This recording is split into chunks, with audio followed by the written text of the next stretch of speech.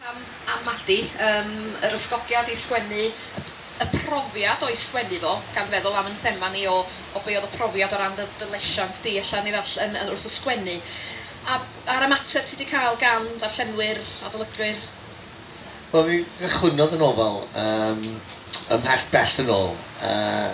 Mi golli i'n hanner cynta i Anorexion Nervosa pan oedd hi'n 2 ar 20 oed yn 1981. O'n i'n abod Liz o 11 oed ymlaen, ac oedd hi'n y coleg yn normal ac o'n i'n brifysgol dros ffordd, felly. A wedyn, oedd o'n efo'n gilydd o chweched uchaf, chweched ar flwyddyn gyntaf yn coleg. A wedyn ges i lemon oedd o'n edrych i'r rôn ganddi hi. Ac o'n i'n methu dall pam, oedd pethau mynd yn dda. A wedyn, darganfod, fe oedd i farw 2 ar 20 oed, nid oedd i mam i ddau flynyddoedd wedyn, cruel to be kind, cos oedd hi'n gwybod bod hi'n wedi farw. Ac o'n i'n gwybod, nes di, so, ie, garodd o fi, cos oedd ddim eisiau i fi fynd drwy'r profiad o hi, beth dwi'n ddisgrifio yn y llyfr fel hynna'n lafiad araf. Ond does na ddim cysylltiad o gwbl rhwng Liz a hwn, eblaw darn y allan yn y munud, sydd y benod gyntaf. Ond yn seiliedig ar y profiad yna, dyna sbardunodd y beth, o'n i'n methu deall y cyflwr dydy wir. A wedyn nes i wneud lot fawr ymchwil, nes i siarad o lot fawr o ddoctoriaid, onedig arbenigwyr oedd yn cyfadda, gyda llaw oedd nhw ddim yn arbenigwyr ar y pwnc. Arbenigwyr ar y pwnc, achos neb wedi neddol yn ddeall o. Mae'n gyfer salwch meddwl neu bythefnos mae'r prif newyddion Prydain, oedd o'n dweud na eitha salwch genetig ydy, so neb yn siŵr iawn beth di o. Dwi'n siŵr am pam maen nhw'n stopio byta, a pam maen nhw'n ail gychwyn yn llethrennol dros nos. Os o'n neb yn deall yn iawn y cyflwr dde. Ond, a wedyn, sgwennais i'r ffilm, a wedyn mae ffilm dweud i wir, jyst yn defnyddio o'r holl ymchwil i'w ganran gof. Ffilm, y stori fer dweud i wir, twtio'r gwyneb dach chi'n y bon. Ond, does na ddim gysylltiad o gwbl rhwng yn ffilm a'r nofel, dim ond o beth i llythrenol am bod i frawddeg. Rhwng y seichiatrydd yna digwydd. Ond cymeriadau gwahanol, sefyllfa wahanol. Ond, ia, y thema ydy hunaniaeth y gwrs, cos chwilio am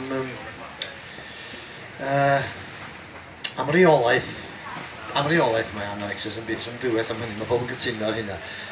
Unig beth ydych chi'n gallu reoli ydy'ch corff, pan mae'r byd o'ch cwmpas chi bod o'n dilil, neu byd addysg, neu beth ydych poeni chi, neu colli reolaeth hynny nhw.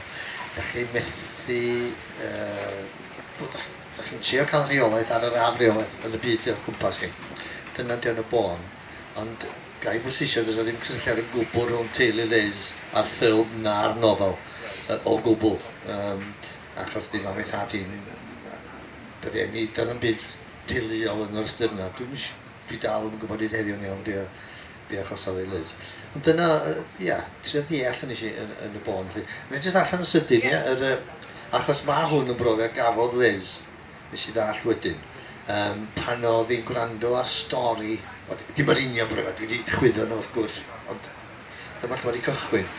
Oedd hi'n gwrando ar stori pan oedd blentyn, stori ffenol ar lawr, felly yn 7 oed yn ysgol gynradd. Ac ati o'r profiad yma.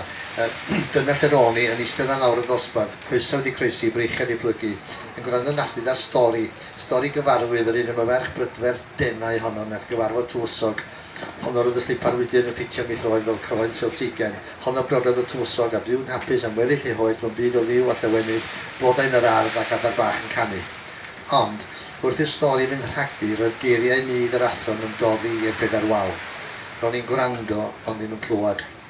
Dychmygaeth fy hun, mae hwn oedd ei phrofiad hi, dychmygaeth fy hun yn sefyll ar y liw dibyn ac yn edrych i lawr, y reit lawr i'r gwaelodion, lledu fy mreichau fel pedawnwyd i fy nghoes hoelio, a nadlu'n ddwm, teimlo aer oer y môr yn colli'r ysgyfaint cyn cain llygaid, rhoi un o'ch dawel a paratoi i neidio.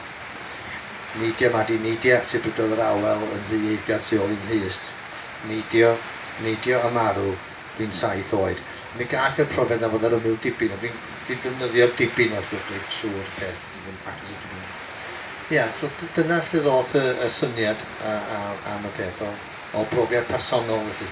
Mae'n fwynhad eitha unwaith. O'n i'n gweld y codi cerig fod nhw'n gau. lle dechreuad neu dechreuad y draed mewn o. Achos dyna dwi wedi gwneud bob dim o'r rhan fwyaf dwi wedi sgwennu dig gwir. Sgwennu sy'n rhywun cael breakdown difa y drama am dwi'n nabod rhywun gath breakdown.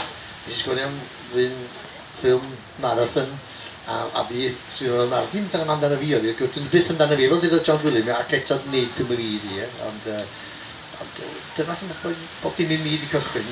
Mae rhywbeth i digwydd i rhywun dwi'n nabod neu i mi fy hun.